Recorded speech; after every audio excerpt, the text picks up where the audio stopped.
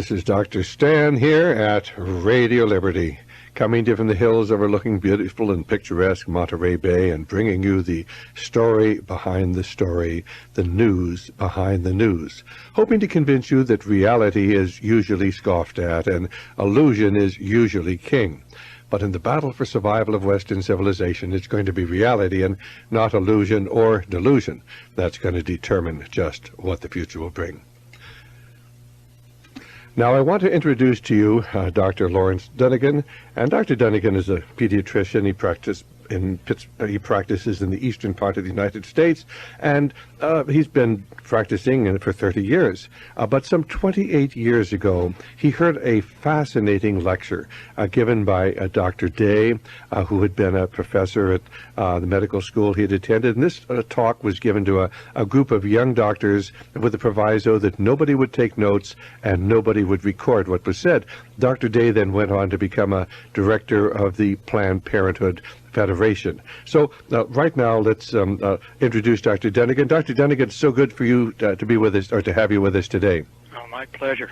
All right, fine. Well, why don't you just give our listeners the background of this incredible story you heard 28 years ago, which is so prophetic as far as what's unfolding today. And let me just, for the listener, comment that one of the things that was said 28 years ago was we would have sex without reproduction and reproduction without sex. Yeah. And as we begin thinking about the artificial insemination and now the new cloning process, you realize that what was said 28 years ago to a young pediatrician is all coming to pass today, part of a long-range plan of a group of men who do have an agenda. So why don't you pick up the story from there? Well, when we sat down to listen to the lecture, we were all expecting something clinical. Dr. Day, his areas of primary research concern had always been newborn, premature birth, and the problems with kernicterus coming from neonatal jaundice and temperature control in premature babies. So we were all expecting something scientific, and as the presentation unfolded, it was quite a surprise because there was nothing scientific. It was all what we might call sociologic.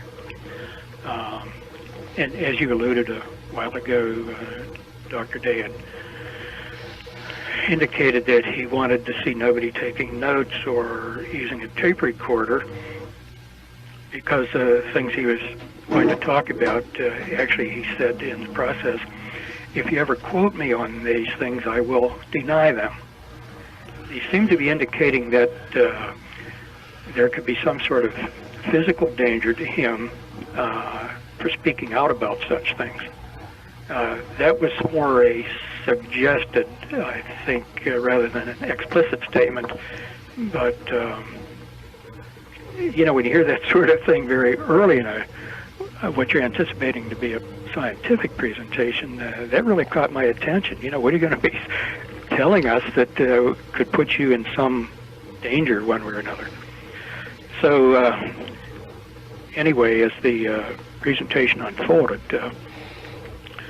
he began by stating that anybody with an 8th grade education could do the arithmetic and determine that the Earth would soon be overpopulated if there were no limits put on human reproduction.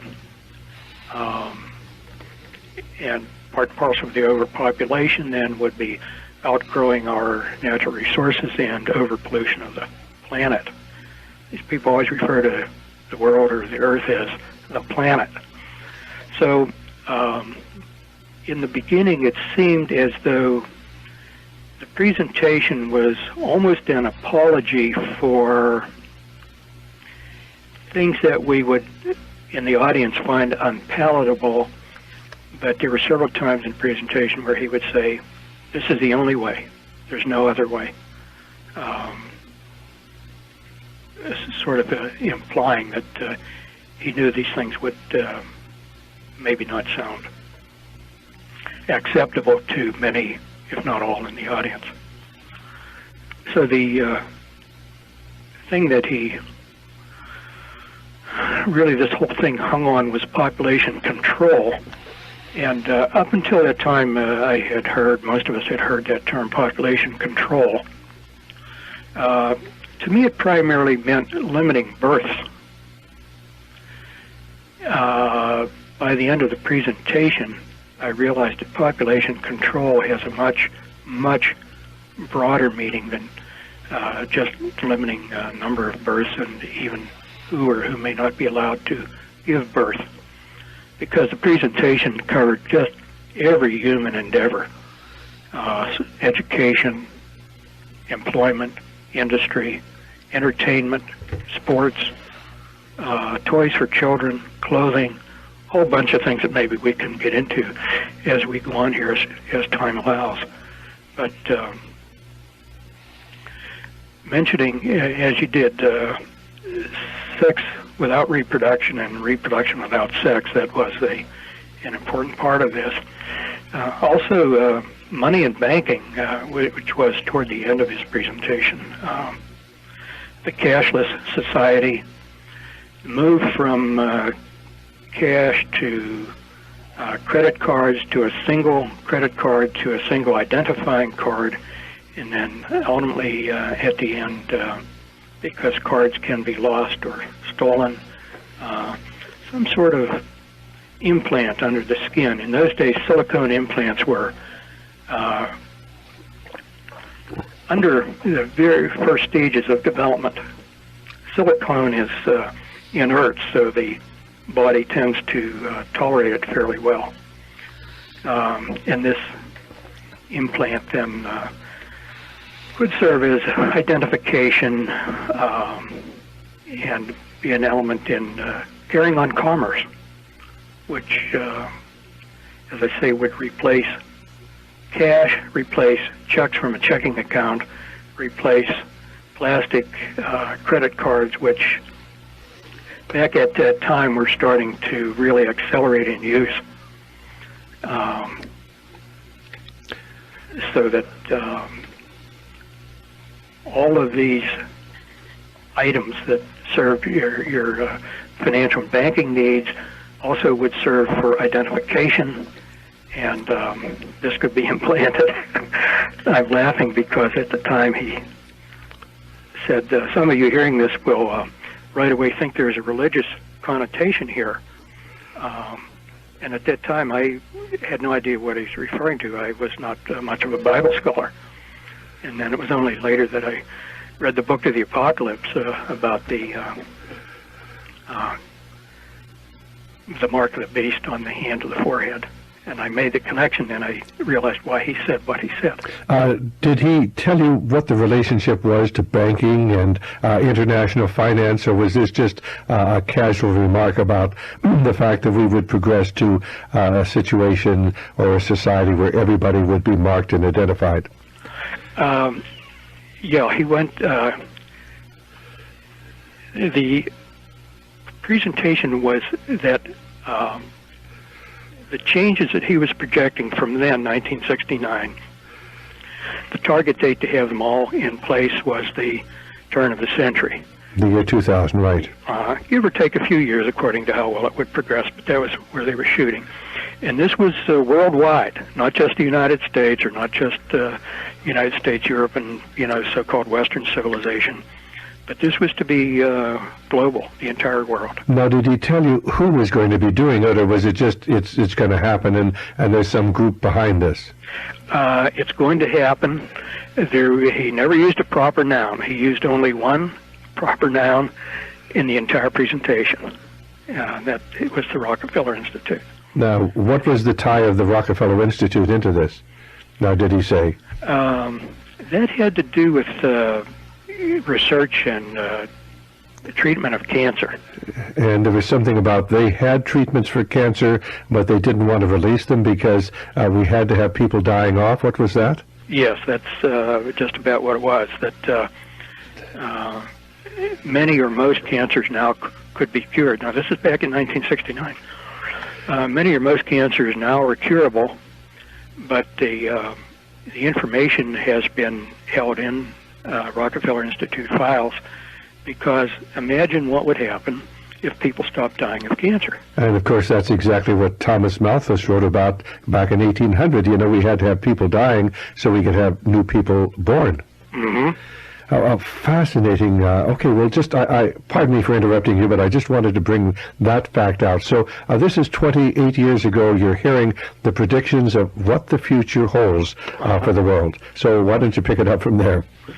Well,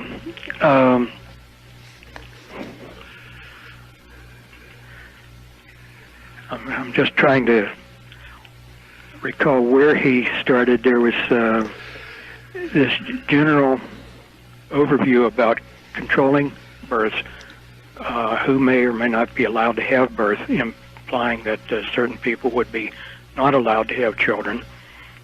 Most people would be allowed 2. Exceptional people might be allowed 3, but never more than that. The replacement statistic that is widely quoted is 2.1 births per couple. The 0.1 meaning, 2 would replace the 2 parents, and then the 0.1 is because of some untimely deaths, so disease or accident or whatever, so replacement levels felt to be just a little above 2.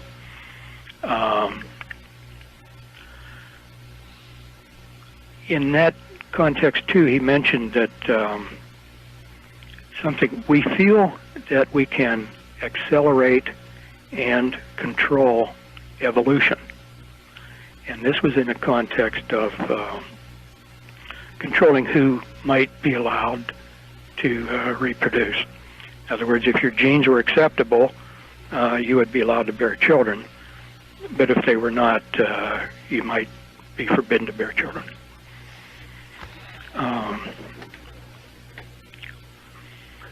That's when the business about sex without babies and babies without sex got some development, in that certain people who had desirable genetic characteristics that should be perpetuated for the good of the world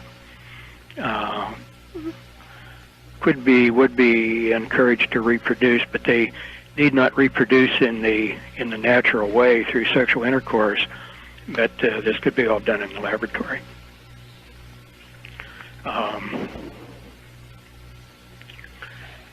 Then, along those lines, the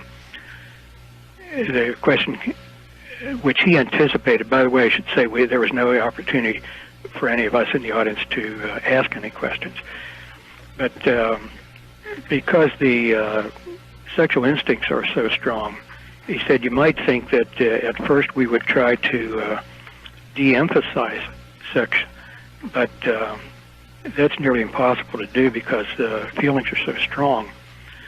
So the plan is to go the other way, to encourage sexual activity, promote sexual desire, but do it in such a way that it's directed away from reproduction. And part and parcel of that then was the promotion of contraceptive devices. They would be promoted in such a way that it would be just instinctive, natural, that when you were thinking about sex, you would automatically connect it to contraception. That sex without contraception would be sort of a deliberate mental process, but most sexual activity would be linked to contraception. Now, how do you do that? Well, sex education in the schools. And was he talking about sex education and its importance back there in 1969? Oh, yeah. Yeah, he developed that to some extent, that this would be taught in the schools. Kids would be taught... see, the birth control pill was 69. Birth control pill came in about... It was around in the early 60s, wasn't it? Mid-60s? Yeah, early to middle 60s. Right. And so this was all fairly new stuff. And, of course, he talked about things that had been around a while, too, condoms and diaphragms. but that this would be taught in the schools, the use of these. I remember that particularly because as he was saying this, I was recalling some of my teachers from high school and say, oh, I can remember Miss So-and-so, but, you know, she would never feel that she could talk about these things. Of course, I was thinking of one of my algebra teachers. He was talking about something entirely different. But, you know, that was a connection I made in my mind that in my high school this never would have gotten off the ground. Now, you were frantically taking notes all during this lecture on napkins that you had, and so that nobody would really realize you were taking notes because you'd been asked not to, but you sensed that this was important, so you were recording this for posterity at the time. Yes. Many of the things that he said I had heard before from other sources, primarily one source, which I considered to be unreliable. And I'd heard it at length with some repetition to the point where actually it became annoying to me. And I dismissed it because I considered the source not reliable. And here, then it was a few years later, see, the first I'd heard it was from this viewpoint. I stand out here seeing over there that there's a conspiracy going on. It's very broad-based, it's very pervasive, it's very subtle, nobody knows it. And only a few of us who are able to see this know what's going on. Well, I dismissed that. Well, then here in 1969, I heard from the other end, I'm part of it. I know what's going on. I've been told what's going on. I've been privy to certain privileged information, and here it is. So, you know, hearing all this stuff from a different perspective, I'm not an outsider looking in. I'm an insider speaking out the window to you. Believe me, that had quite an impact.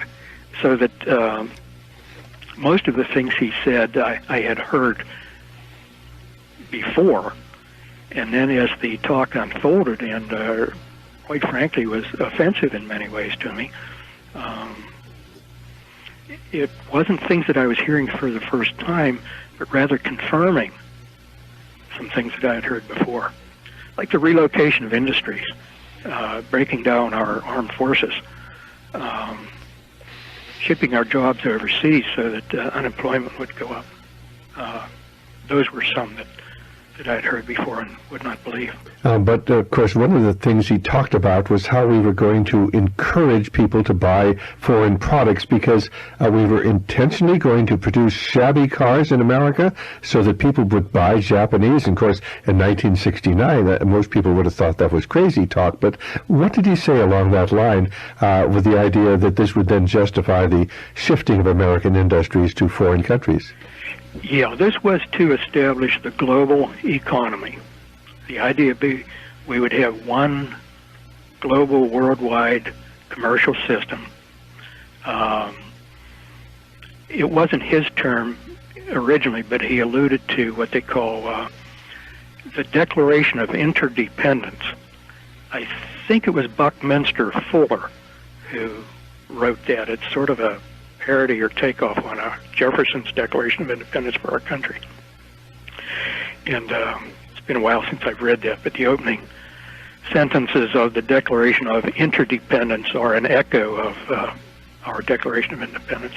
And the idea is that every part of the world should be involved in a single economy, with different parts of the world having emphasis on different aspects of a global economy. And the United States was to be the information center. Our smokestack industries were to be sent to other countries. Then did he explain how that would come about? Just that the people who make the decisions, the captains of industry and politicians would get together and decide we'll close a steel mill here and reopen it there. Now, what was this about building in obsolescence to American cars so that they'd break down and people would become disillusioned with our vehicles and buy Japanese? Yes, the idea was to promote specifically the Japanese auto industry. This was a principle that was applied other ways, but they wanted to build up the hard industries in Japan and not eliminate ours, but de-emphasize them. So that the way to do this was if you bought an American-built car and the door handle kept coming off or the window crank would fall off, or some piece under the hood that should have been made of metal was made of plastic and it would crack, and you would become irritated by that, and then your neighbor who had a Japanese car would say, well, I've driven this for so many years and so many thousands of miles, and all I do is change the oil in the tires. Well, and did Dr. Day actually talk about this? Well, yeah, he said this was in the plans. This was the long-range plan as of 28 years ago to begin orienting Americans towards buying foreign products by intentionally creating inferior products in America. I know my wife was saying the other day that she doesn't hitch to buy anything, clothing made in America, because it just falls apart, you know. The threads come out, the buttons pop off, and, you know, of course, she attributed this just to, you know, accidental shoddy workmanship, but you're suggesting that maybe there is a plan, at least as far as certain of our products, to discourage Americans from buying them, to actually buy them overseas, thus transferring America's wealth, industry, and production to other nations as we then lose jobs here in America? Right, right. I remember this particularly because, as a matter of fact, I probably was laughing to myself, as I do now when I recall it.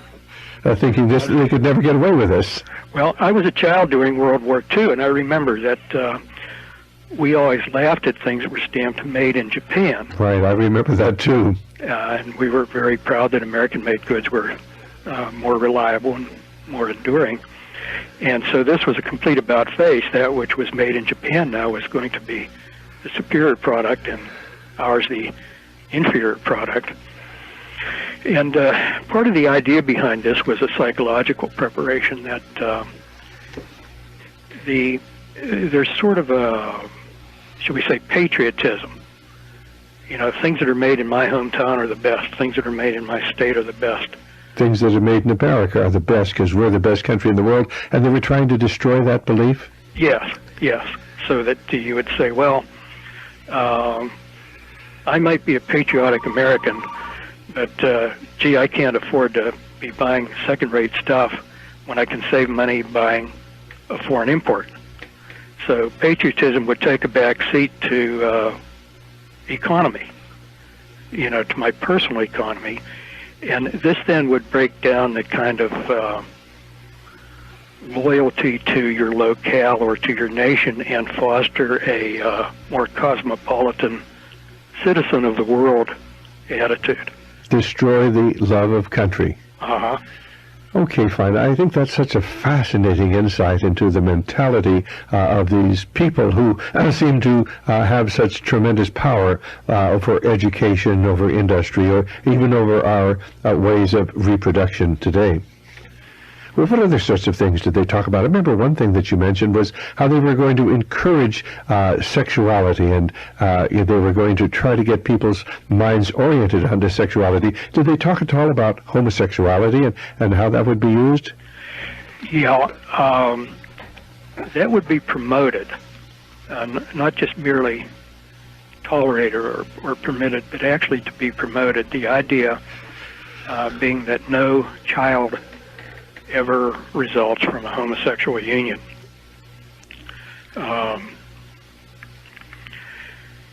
The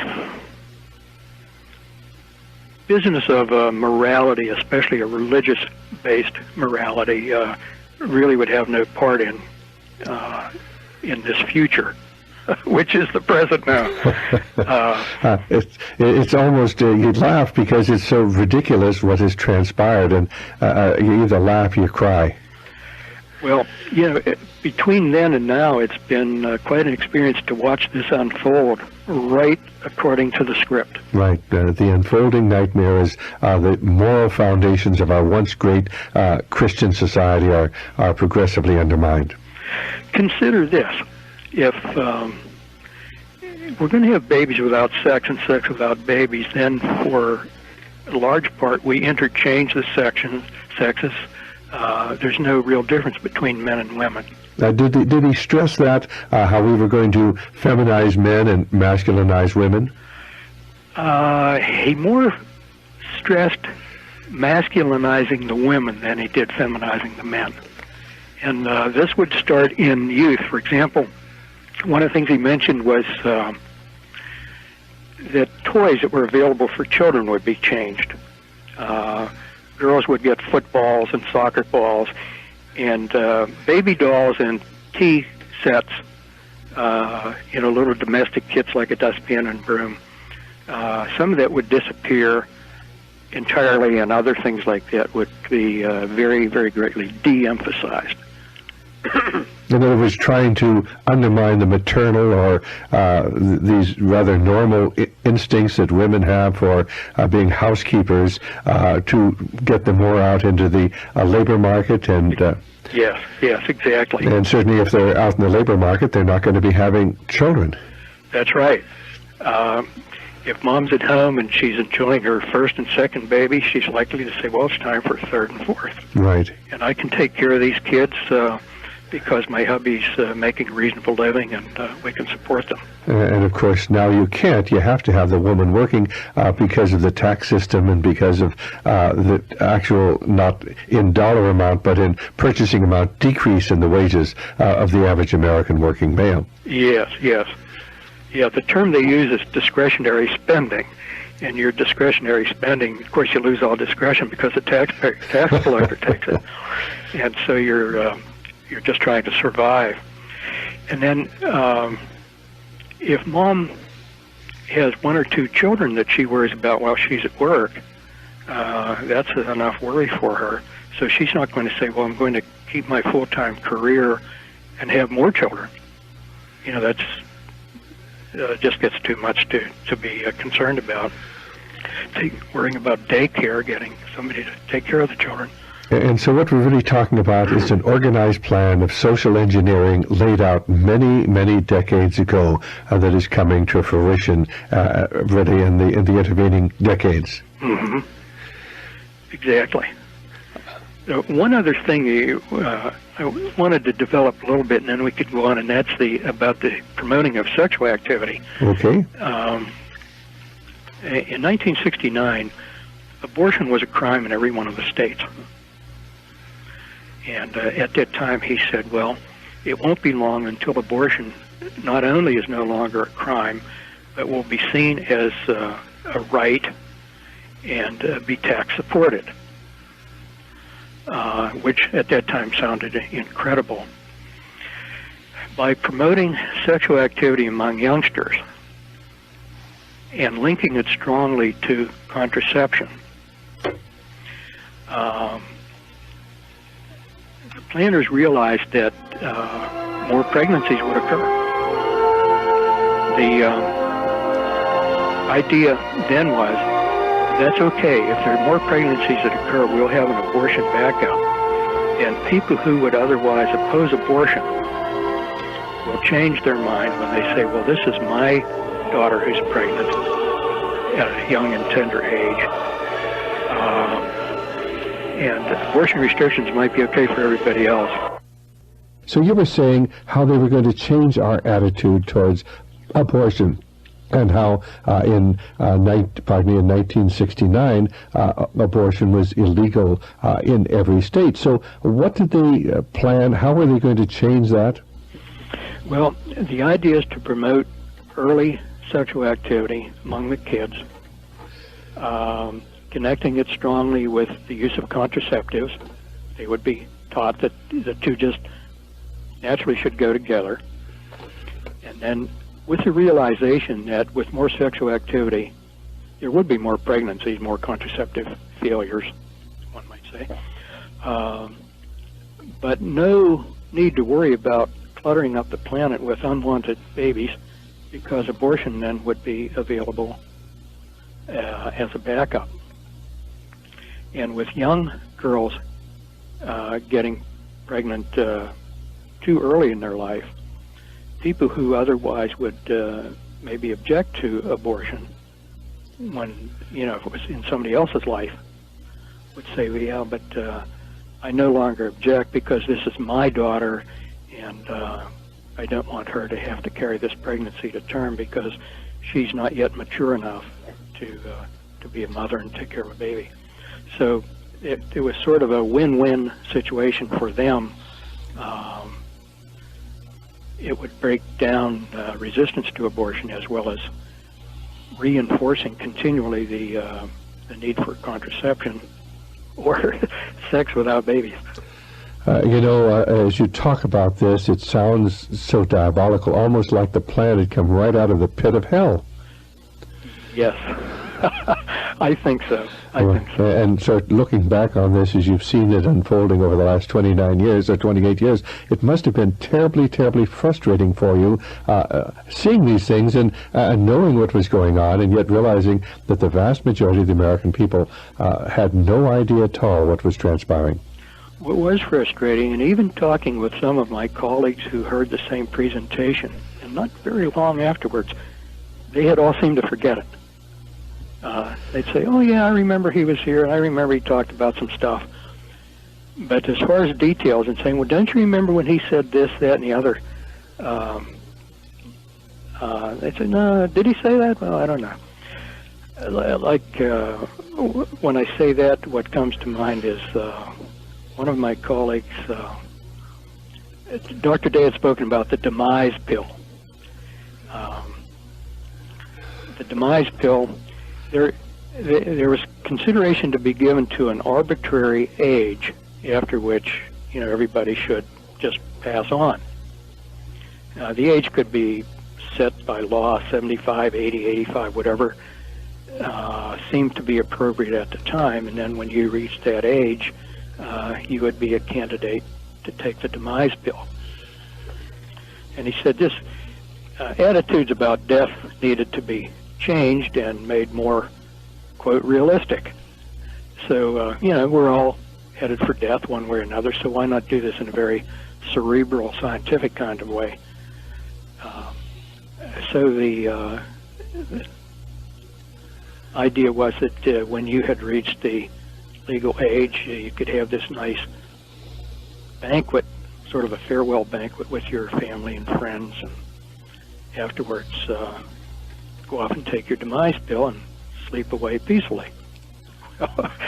One of my colleagues, we were outside a meeting in the hospital, and there was some talk about he was having some pain. He was coming into the hospital to get some tests and maybe have some surgery. I said, well, hey, Fred, what are you going to do at night?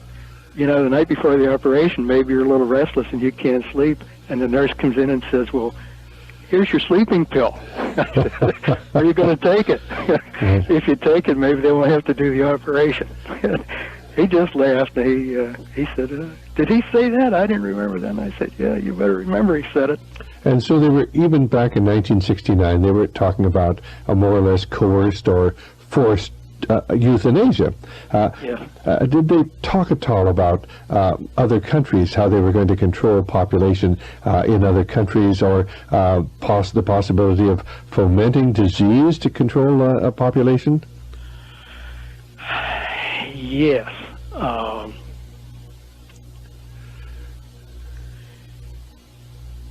There were a couple of things there. One, there was a part of the presentation where he said new diseases will appear. They will be very difficult to diagnose. A doctor seeing these for the first time, of course, will not know what's going on. And the reason I remember this so strongly was I was fairly new in practice. And after hearing him talk about new diseases that would appear, I'd have a youngster in the office and be examining him, and I'd say, gee, he's got this fever and these symptoms, and it just doesn't add up. I wasn't, absolutely certain what was going on. Well, right away, my memory would ring a bell and say, could this be one of those new diseases he was talking about? Well, as it turned out, that was not the case in my practice or with any of my kids. But in retrospect, I think he was talking about AIDS. There were some other things that were said that sort of lead me to that conclusion. What other things were there? Because, of course, my major interest has been the AIDS epidemic. I've been battling this for over a decade. So what other things were there that, if you can recall, and I know this is a long time ago, but I just thank the Lord that you took those notes and on the napkins and then re-recorded them. What other things did he say that makes you think that perhaps the AIDS epidemic has something to do with a plan? The continent of Africa is a very rich continent. Now, that's what he said. Well, I'm sort of paraphrasing. Okay, fine, right. And I don't recall that this was in immediate juxtaposition to AIDS, but it was pretty close. Okay, so of course the AIDS epidemic is simply decimating, depopulating Africa. The American people don't know that, but it's really happening today. And so is he talking about possible disease, Africa, or just the fact that it was such a rich continent? Well, here we have a world that's soon to be overpopulated, soon to run out of natural resources. And here's this great big continent of Africa full of resources. Now, this continent should not be left to people who have never been able to develop it. The continent should be under the control of people who know how to develop and manage all these resources. And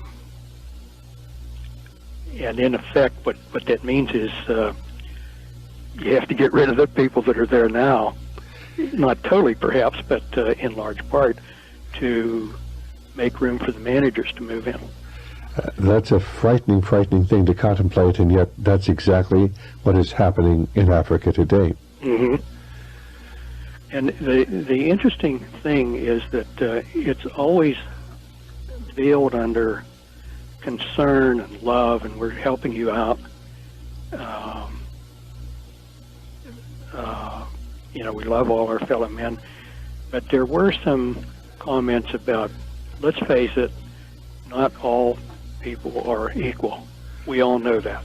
Some people are not as smart, not as capable, and capable of doing only menial tasks. And there were some racial allusions there. Now, if you have a continent full of people that are not capable of doing what Europeans are capable of doing, or Europeans who have become Americans are capable of doing, then you can't leave such a large, rich continent under the control of people that can't manage it. And the ultimate in racism hiding behind the banner of love and compassion. Mm-hmm. Yes. Yes. Okay, fine. So basically he was talking about, did he say these diseases would be produced? Where would they come from, these new diseases that were going to come into society? That was not explicit at the time, as I recall it. The best I can recall was that they would occur, that I kept wondering, am I going to miss them? Will I ever recognize them? Or even will I get them? Right. Would I myself succumb to something like this? But in terms of how this would be brought about, I don't think that was addressed at all. Okay, so we begin to see, though, an active program that not just sort of passively bringing about population control, but actively bringing about population control. Yeah. Were there any other points that he made as far as population control is concerned? That, because these ideas are so foreign to the average listener, the idea that we would have a demise pill. In other words, we would kill older people, and we would, 1969, the idea that we would start aborting the children of this country in mass numbers was so foreign. Did he talk at all about pushing abortion towards certain racial or ethnic groups?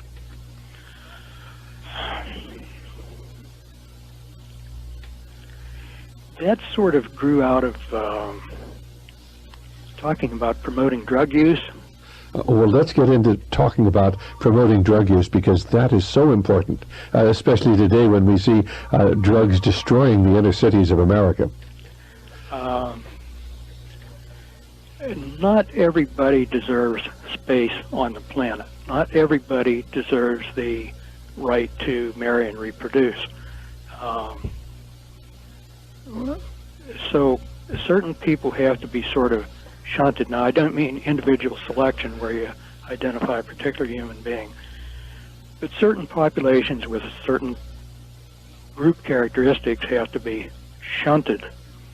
Now, part of this grows out of transferring industry overseas.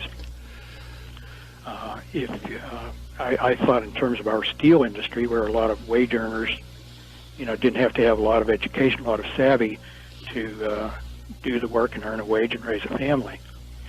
But when these industries are either closed or transferred, then the wage earners don't have any place to go to earn money to raise a family. Women, this was an education. I learned a whole lot there. He said women are attracted to men who are good providers. See, when I was a kid, I thought they were attracted to Clark Gable and the good-looking movie star. And so this was a really revelation at my age at that time to hear this. Women are attracted to men who are good providers. They don't much care what a man looks like. Whereas men are more attracted to a woman by her appearance. And also a man identifies himself by his work. And as I thought about what he said, many times in the following years, I think that's absolutely correct. I'm Joe Blow, I'm a welder. I'm John Jones, I'm a stockbroker. I think it's true. We do tend to identify ourselves that way. Well, if you have no job by which to identify yourself, you're not a good provider to attract a woman to become your wife, then you're not going to have as great an opportunity to bear children.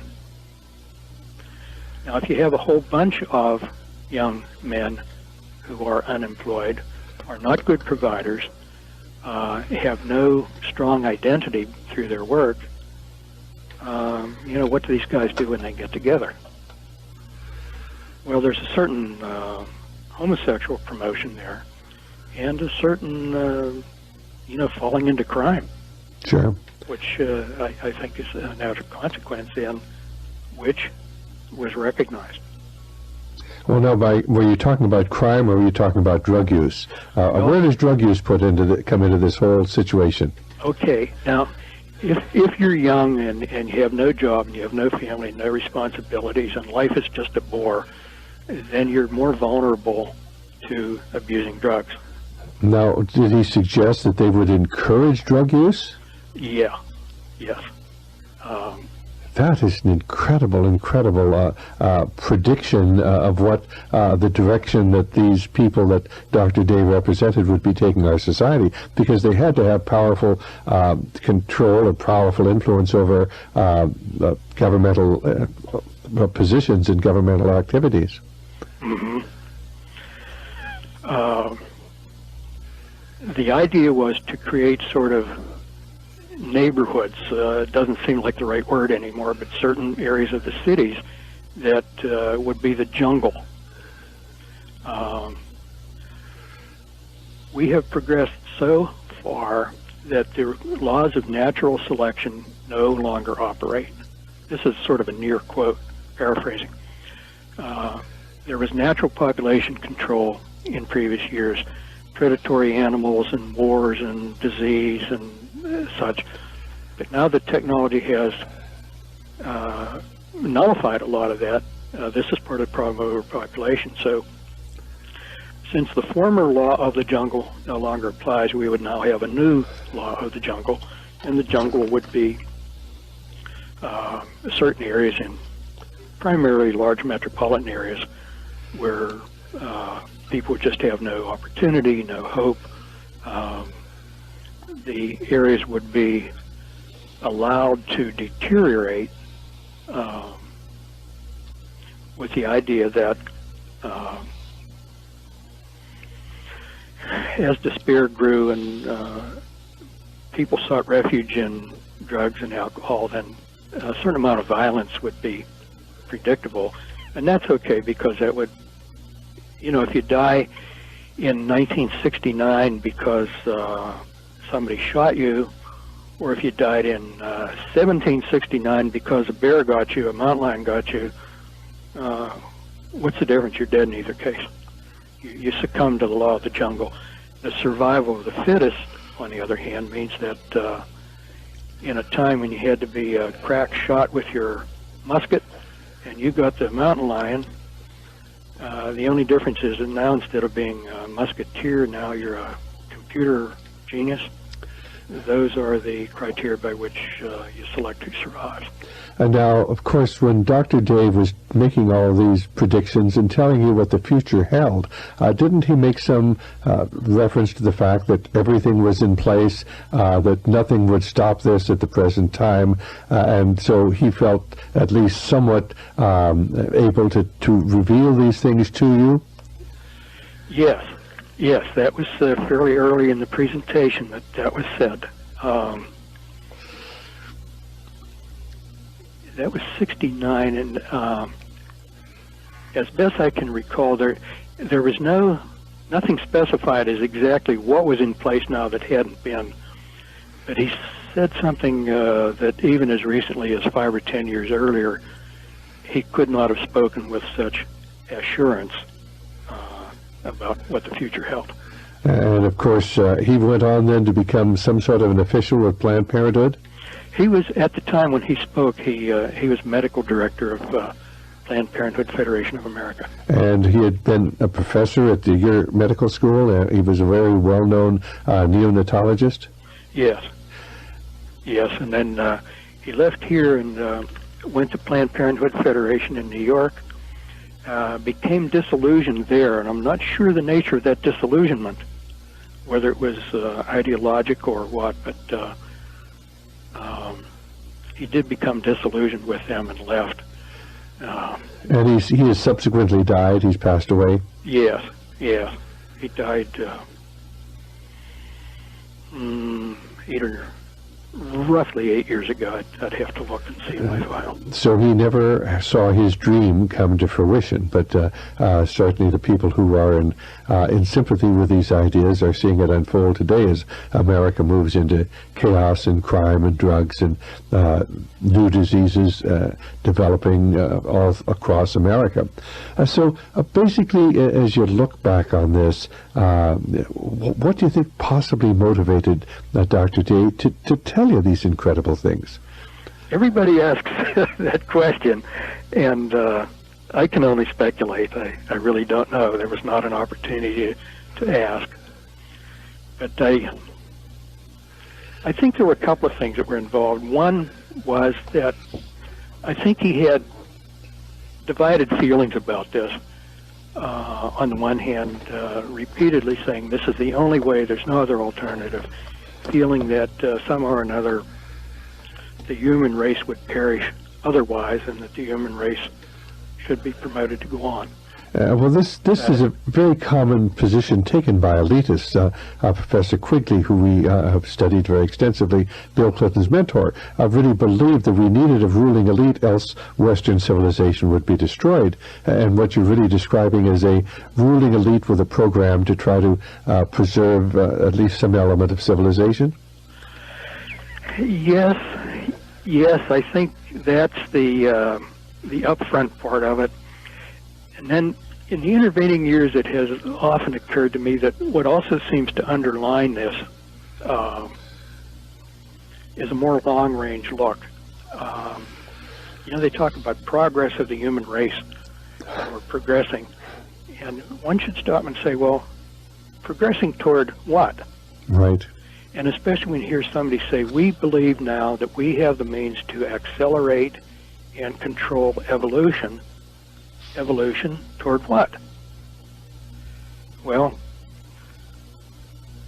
I think one possibility, I don't know that I've heard anybody state this explicitly, is that we will progress toward becoming gods. Now, that sounds a little bizarre, but when you go back to read Genesis, and Adam and Eve took from the tree of knowledge, and the serpent said, ye shall be as gods. In other words, what you're suggesting is what energizes these people is a spiritual force. The idea that the serpent's message that ye shall be as gods, if you go along with my program. Mm-hmm. You can evolve to a higher plane. And as incredible as it may seem, I read many publications by people, these are occultic and Luciferian publications, where this is the basic underlying theme, where mankind will supplant God and bring utopia to the world. Well, while I'm thinking about the book of Genesis, when you go to the end of that chapter, and when God expelled Adam and Eve, and he said they got to the tree of knowledge, verse or two later, he sets a cherubim in guard of the tree of life. And I think about that, when we get all this sperm banks and cloning of animals, and talking about cross-species fertilization. I often think about that. Babies without sex and sex without babies. And very early in the game, God set up a cherub. He said, they got to the tree of knowledge. I'm going to keep them away from the tree of life. Just for fun, go to Genesis and read that and see whether you find any application to what's going on today. Well, I think that this is all prophetic. I mean, we see these things unfolding, and for people who don't know the Lord or know the Bible, these things seem impossible. For those of us, and I know you're a believer, who see these things unfolding, we see God's hand, and we also see the hand of Lucifer in this whole incredible story. Well, are there any other points you'd like to bring out for our listeners? Well, we were talking earlier about unisex stuff, or at least I think we alluded to it. The masculinization of women, girls. And I don't know whether you've noticed in your area, but in our area, in the last few years, the sports pages are full of girls' sports. Girls basketball, and as if... Is that true out your way? Oh, yeah, sure. And we have girls basketball teams here. They're, Olympic girls basketball teams, girls volleyball teams, all of these things, where they're so competitive with men. Mm-hmm. Is soccer a big thing out there? No, we don't have soccer out here, to my knowledge. That'll probably become. Women's soccer you're speaking of? Well, no. Women's and men. Okay, okay. Probably someday coeducational soccer, right. I don't know. But the reason for this is that we can't have girls in lacy dresses smelling perfumey and attracting the men. You mean if they're sweaty, they're not going to be as attractive? Right, right. Incredible. Did he actually talk about things of this sort? Oh, yeah, that was very explicit. Girls would be made less attractive because they would be, just as you said, sweaty. Right. Full of, sports and just like another guy. Right. Big muscles and all those things. So that was one of the early parts of masculinizing women. And then, of course, another part that I don't think he put in these terms, but I interpret in these terms then is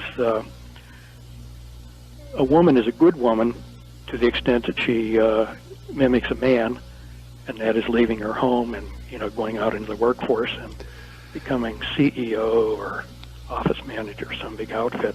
rather than staying home taking care of children.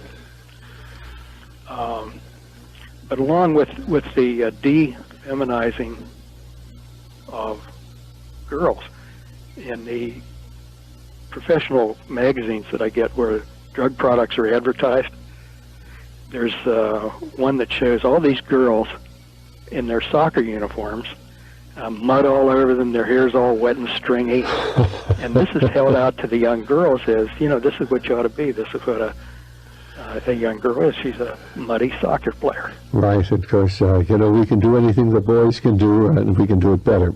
And the competition between women and men, without realizing that we all have a place and a part to play in God's plan. Mm-hmm. Mm-hmm. Well, Dr. Dunegan, it's been a fascinating hour, and we'll be playing this afternoon and several times on our various radio programs. I want to thank you so very, very much for taking time from your busy schedule to be here on Radio Liberty, because I think your message, going along with many of the other messages that we have, begins to tie this together, and I hope our listeners will be far wiser from having heard your memories from the lecture by Dr. Day, 1969, 28 years ago. Well, it's been a pleasure to be on, and I hope it's helpful to folks. I hope it will be too. May God bless you, and I hope maybe at some time in the future we can talk to you again. Well, I would like that. Bye-bye. Thanks so much. Right, bye-bye. Bye-bye. Okay, well, this is Dr. Stan, an amazing tape with a gentleman who I believe God has preserved him to tell us the story. And I hope that you've enjoyed this program as much as we've enjoyed bringing it to you. And so until next time, Dr. Stan, goodbye, and may the Lord be with you.